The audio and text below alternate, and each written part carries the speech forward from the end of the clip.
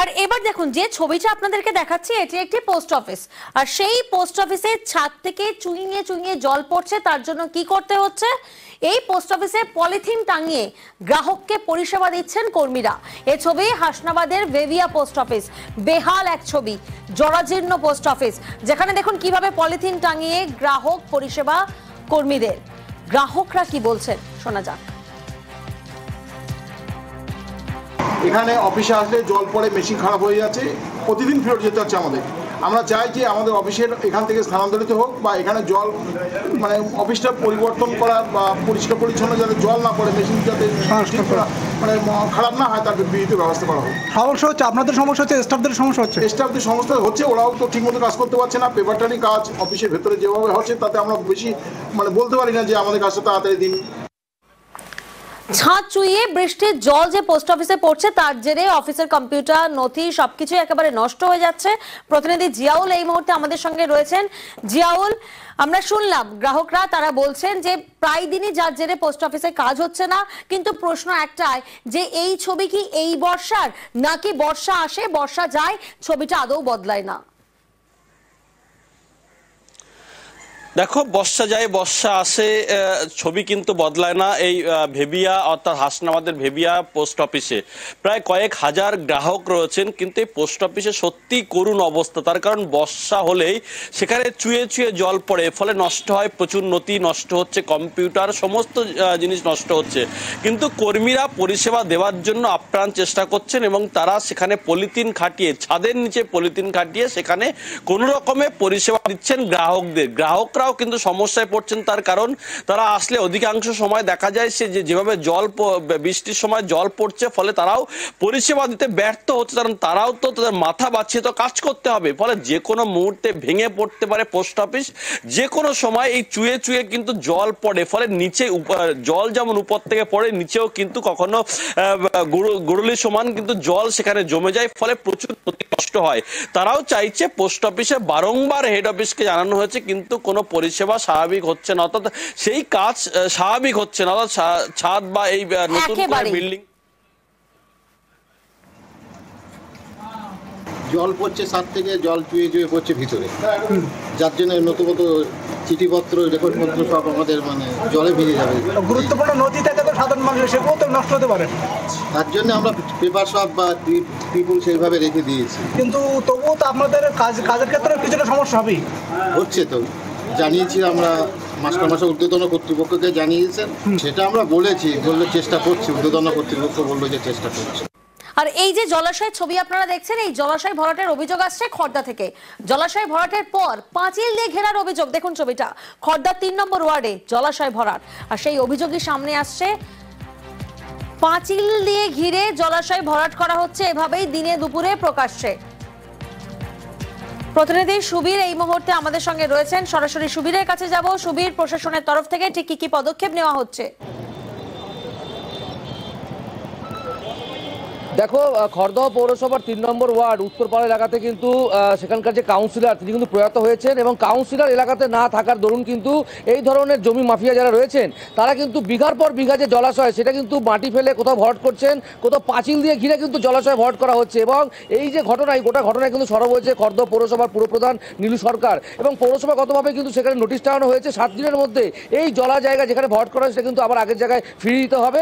এবং যেই নোটিশ পৌরসভা থেকে দেওয়া হয়েছিল সেই নোটিশ কিন্তু জমি মাফিয়া যারা রয়েছে, এলাকা যারা দুষ্কৃতী, তারা কিন্তু ছিঁড়ে ফেলেছেন, এবং তাতেই কিন্তু বেজায় ক্ষিপ্ত হয়েছেন পুরপ্রধান নীলু সরকার, এবং তিনি রহড়া থানায় ইতিমধ্যে অভিযোগ দায়ের করেছেন, এবং ঘটনাস্থলে রহড়া থানা পুলিশকে অভিযান চালায়, এবং এই ঘটনায় 2জনকে পুলিশ আটক করেছে, এবং আটক করে এই যে যারা যেই জমি মাফিয়ারা এই ধরনের কাজ করছেন তাদের বিরুদ্ধে কিন্তু বিভাগীয় তদন্ত শুরু করেছে রহড়া থানার পুলিশ। বেশ, ওই কলম টলম ঢালাই হচ্ছে, গান্ধী হচ্ছে, এসব আছে, অনেকটা জল আছে। হ্যাঁ, এতটা জল আছে, বলে জলা জায়গায় আবিষ ফেলা হয়েছে, তার মধ্যে পানি ঢোবো, এখন জলে ঢোবো, হেঁটে হেঁটে যাওয়া হচ্ছে, কাজ হচ্ছে, কলম ঢালাই হচ্ছে। হ্যাঁ, পুরোটাই জঙ্গল। আমাদের কাছে যখনই খবর আসে আমরা ইমিডিয়েটলি ওখানে একটা নোটিশ বোর্ড টাঙিয়ে দিই যে যারা এটা করেছেন সেই জলাশয় ল্যান্ডটাকে আবার আগের জায়গায় ফিরিয়ে দেওয়ার জন্য তাদেরকে 7 দিন টাইম দিয়েছিলাম। শুনলাম নাকি আবার মাটি ফেলছিল, পৌরসভার লোক যখন যাচ্ছে এগুলো পালিয়ে যাচ্ছে। এর আগের দিন আমার এসআই ফেসাই সবাই গেছিলেন, কাউকে ধরতে পারেনি। ঠিক আছে, তার আগে আমার ইঞ্জিনিয়ার গেছিল, ইঞ্জিনিয়ারকে দেখে ওখান থেকেই পালিয়ে গেছে। তো যাই ব্যাপারটা আমরা খুব সিরিয়াসলি দেখছি, চেষ্টা করব যেটাকে মাটিগুলোকে তুলে পৌরসভাগতভাবে সেটাকে আমরা আগের জায়গায় ফিরিয়ে দিতে। স্কুলের খেলার মাঠ, তাই সেটা এবার জমি ভাঙনের নজরে। আলিপুরদুয়ারে স্কুলের মাঠ দখলের অভিযোগ সামনে আসছে। স্কুলের অর্ধেক জমি দখলের অভিযোগ, তার জেরে স্কুলের মাঠ ফেরানোর জন্য প্রতিবাদে নেমেছেন অভিভাবকরা, পড়ুয়ারা। যে ছবি এই মুহূর্তে আপনারা দেখছেন, প্ল্যাকার্ড হাতে প্রতিবাদে পড়ুয়া অভিভাবকরা। প্রতিবাদে আলিপুরদুয়ার ফালাকাটা সড়ক অবরোধ পর্যন্ত করেছেন। প্রতিনিধি রাজকুমার এই মুহূর্তে আমাদের সঙ্গে রয়েছেন। রাজকুমার, কাদের বিরুদ্ধে এই অভিযোগ? স্কুল কর্তৃপক্ষের সঙ্গে প্রশাসনের কোনো যোগাযোগ হয়েছে? দেখো প্রিয়াঙ্কা, ইতিমধ্যেই কিন্তু ঘটনা নিয়ে তোলপাড় শুরু হয়েছে। মূলত স্থানীয় যে কিছু জমি মাফিয়া, এই জমি মাফিয়াদের বিরুদ্ধে এই অভিযোগ উঠেছে। অভিযোগের রাতের অন্ধকারে একেবারে স্কুলের মাঠ অর্ধেকের বেশি দখল করে খুঁটি পুঁতে দেওয়া হয়েছে এবং সকালবেলা যখন আজকে স্কুল খোলে তখনই কিন্তু বিষয়টি স্কুল কর্তৃপক্ষের নজরে আসে। স্কুলের যে অভিভাবক, সেই অভিভাবকদের নজরেও আসে। এটি একটি প্রাথমিক বিদ্যালয়, পররপাড় যে বৌদ্ধফ্রি প্রাথমিক বিদ্যালয়। এই ঘটনায় কিন্তু ইতিমধ্যে তোলপাড় শুরু হয়েছে এবং যে সময় এখন পঠন পাঠন করার কথা, সেই পঠন পাঠন বাদ দিয়ে কিন্তু স্কুলের মাঠ বাঁচানোর জন্য খুদে পড়ুয়া এবং তাদের অভিভাবকরা প্ল্যাকার্ড হাতে কিন্তু আলিপুরদুয়ার এবং ফালাকাটা সড়ক অবরোধ করছে। এই মুহূর্তে কিন্তু অবরোধ চলছে। স্থানীয়দের একটাই দাবি যে জমি হাঙরদের কাছ থেকে এই মাঠ ফিরিয়ে দিতে হবে, না হলে কিন্তু অবরোধ তোলা যাবে না। এবং শুধু তাই নয়, স্কুল কর্তৃপক্ষ বিষয়টি যে জেলা স্কুল দপ্তর আছে তাদের সাথেও যোগাযোগ করেছে। প্রশাসনিক যে স্কুল শিক্ষা দপ্তরের যে প্রশাসনিক কর্তারা, তারাও ঘটনাটি দেখছে। এই ঘটনায় একেবারে তোলপাড় হয়েছে আলিপুরদুয়ার 1 নম্বর ব্লকের এই পররপাড় এলাকা। প্রিয়াঙ্কা,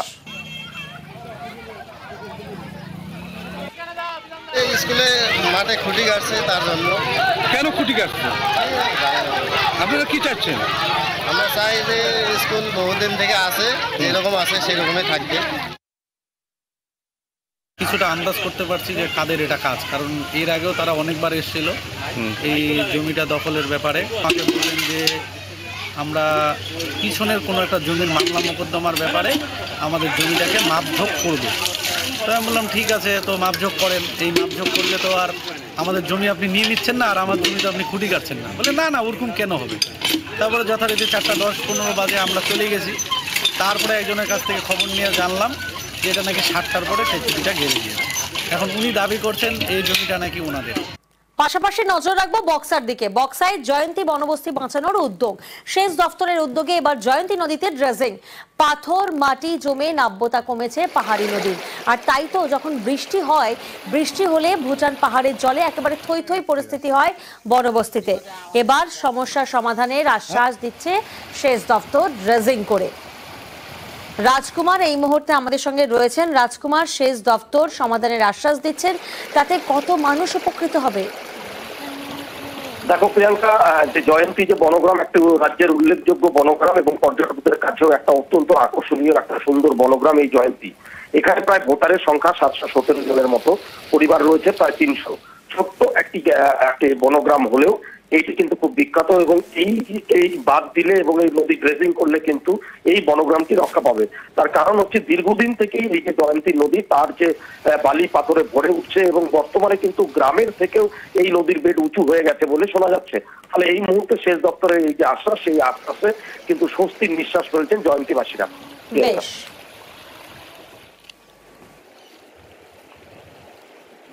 করে বোল্ডার জমে রিভার বেড একদম উঁচু হয়ে যাচ্ছে, একদম গ্রাম নিচু হয়ে গেছে, রিভার বেডটা উঁচু হয়ে গেছে। এর ফলে আমাদের যখন বর্ষার সময় যেরকম পরিস্থিতি হয় যে নদীর জলটা পুরো গ্রামের ভিতরে ঢুকে যায়, গ্রামের ভিতরে যখন ঢুকে তখন আমরা আশঙ্কা থাকি কখন বার এসে আমাদের ভাষায় নিয়ে চলে যাবে, কোনো গ্যারান্টি থাকে না। আর আমরা যখন বাঁধের উপর যদি বলা হয় সেও বাঁধ আজ করবো কাল করবে, ওরকম আটকা যায়, আর কেউ করতে আসে না। আর আমাদের বোল্ডার লিফটিংও হচ্ছে না। ডেভিলিশের সমস্যা, শহরটা জোড়ার বেডের থেকে নিচে চলে গেছে এবং এর মধ্যে একটা খতরা বা ওই কি বা আশঙ্কা বেড়ে গেছে, যার জন্য আমরা চিন্তিত। তবে ড্রেজিং ওখানে আমরা টেক আপ করে নিয়েছি, চলছে, ওতে অনেকটা সলিউশন হয়ে যাবে। কথাই আছে, নদী পারে বাস, চিন্তা 12 মাস। চিন্তায় রয়েছেন মালদার বাসিন্দারা, কারণ দেখুন নদীর ভাঙন, আর সেই ভাঙনে আতঙ্ক মালদায়। বৃষ্টিতে নদীর জল বাড়তেই ফের ভাঙন। কয়েকদিনে এই এলাকায় প্রায় 600 মিটার নদীতে ভাঙন হয়। ফুলাহার নদীর ভাঙনে রীতিমতো আতঙ্ক বাড়ছে। প্রতিনিধি সেবক এই মুহূর্তে আমাদের সঙ্গে রয়েছেন। সেবক, বাঁধ ভাঙার আশঙ্কা, লাগাতার ভাঙন হচ্ছে, প্রশাসনের তরফ থেকে কি কি ব্যবস্থা নেওয়া হচ্ছে? একদম প্রিয়াঙ্কা, দেখো এবার আগাম বৃষ্টি হচ্ছে, প্রাক বর্ষার বৃষ্টি, এবং এই পরিস্থিতিতে নদীর জল বেড়েছে। আর এতেই ফুলাহাট নদীতে কিন্তু ভাঙন শুরু হয়েছে। মালদার মানিকচকের মথুরাপুরের বেশ কিছু এলাকা, মূলত পাঠানপাড়া সংলগ্ন এলাকায় 5 থেকে 600 মিটার জায়গা জুড়ে গত কয়েকদিন ধরে নদী ভাঙন হচ্ছে, এমনটাই স্থানীয়রা জানিয়েছেন। এর ফলে তারা যথেষ্ট আতঙ্কিত। এইসব এলাকায় গত বছর বন্যা এবং ভাঙন সমস্যায় মুখে পড়েছিলেন স্থানীয়রা। তাদের দাবি গত জানুয়ারি মাসে ওই এলাকায় প্রশাসনিক স্তরে সমীক্ষা হয় এবং মাপজোক হয়, কিন্তু তারপর কোনো কাজ হয়নি। তারা দাবি করেছেন যাতে অবিলম্বে ভাঙন রোধের কিছু কাজ শুরু করা হোক, না হলে কিন্তু নদীর বাঁধের কাছেই এগিয়ে আসছে নদী। সেক্ষেত্রে পরবর্তীতে বর্ষার মরশুমে কিন্তু নদী বাঁধ ক্ষতিগ্রস্ত হতে পারে। সেক্ষেত্রে মথুরাপুর এবং সংলগ্ন এলাকা বিস্তীর্ণ অঞ্চলের মানুষজন তারা ক্ষতিগ্রস্ত হবেন। আর এতেই আতঙ্ক বাড়ছে এই মুহূর্তে নদী পাড়ের বাসিন্দাদের। প্রিয়াঙ্কা, বেশ, নদীর অবস্থা খুব খারাপ। যথাযথ সময় যদি কাজকর্ম না হয় পুরো গ্রাম বন্যাতে ভেসে যাবে, পুরো মথুরাপুর। তার জন্য আমরা অনুরোধ করছি গ্রামবাসীরা সবাই যাতে বন্যার আগে কাজটা হয়। ভয়ের মধ্যে আছে, বাড়ি ঘর আমরা সব নিয়ে যাব কোথায়? এটা অনেক দিন থেকে ভাঙছে, প্রায় 1 বছর থেকে। এর আগেরও বারো বন্যা এসেছিল, প্রত্যেক দিন কাটতে আছে।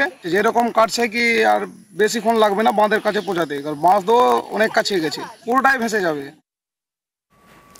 পাশাপাশি নজর রাখবো খড়িবাড়ির দিকে। খড়িবাড়িতে জলকষ্ট মেটানোর জন্য উদ্যোগ নেওয়া হচ্ছে। জলকষ্ট মেটাতে সৌরচালিত প্রকল্প চালু করা হচ্ছে। নেপাল সীমান্ত লাগোয়া গ্রামে এই নয়া প্রকল্প। প্রতিনিধি বিশ্বজিৎ এই মুহূর্তে আমাদের সঙ্গে রয়েছেন। বিশ্বজিৎ, এই নয়া প্রকল্পের মাধ্যমে কি কি উদ্যোগ নেওয়া হচ্ছে? দেখো, সৌরচালিত পানীয় জল প্রকল্প এই এলাকায় পানীয় জলের সংকট দীর্ঘদিনের, এবং সেই সমস্যা মেটাতে অগ্রসর হলো খড়িবাড়ি পঞ্চায়েত সমিতি। প্রায় 7 লক্ষ টাকার উপরে ব্যয় করে কিন্তু এখানে পানীয় জল প্রকল্প বসানো হয়েছে, এবং এখানে প্রায় 2-3টি গ্রামের বাসিন্দা প্রায় কয়েক হাজার মানুষ পানীয় জল পরিষেবা পাবে। দীর্ঘদিন ধরে কুয়োর জল এবং অনেকেই কিনে জল ব্যবহার করতেন, তা দিয়ে অনেক ভোগান্তি হতো এখানকার মানুষকে, এবং দীর্ঘদিন পানীয় জলের জন্য আবদারও তারা করেছিলেন। শেষমেশ পঞ্চায়েত সমিতির উদ্যোগে এই সৌরচালিত পানীয় জল প্রকল্প বসানো হলো, এবং প্রতিনিয়ত প্রায় 2000 লিটার পানীয় জলের ট্যাঙ্ক রয়েছে, যেখান থেকে এলাকাবাসীরা কিন্তু পানীয় জল পাবে, এবং স্বচ্ছ এবং পরিচ্ছন্ন পানীয় জল, যা এলাকাবাসীদের সুবিধার্থে কাজ করবে পঞ্চায়েত সমিতির সভাপতি জানান। পাশাপাশি কোনো ধরনের অসুবিধা হলে তার মেইনটেন্সের দায়িত্ব কিন্তু পঞ্চায়েত সমিতি। একেবারেই।